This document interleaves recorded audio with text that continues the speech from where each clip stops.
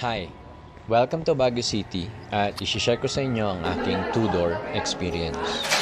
Malaki yung common kitchen kaya dito na kami nagluto ng aming breakfast habang ini-enjoy namin ang malamig na klima ng Baguio City. Maluwang ang parking area ni Tudor at maraming spots na maganda para sa mga gusto mag-photoshoot. May terrace, may mini garden, may balcony, high tower. Pasok ito sa mga mahilig mag-selfie at maganda rin ito para sa prenup photoshoot. Meron ding wooden bridge papunta sa glass tree house.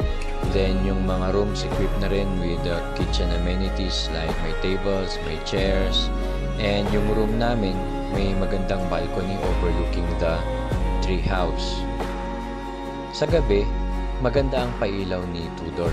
Tapos, pwede pa kayong mag-barbecue at mag-bonfire while enjoying the cold climate of the night.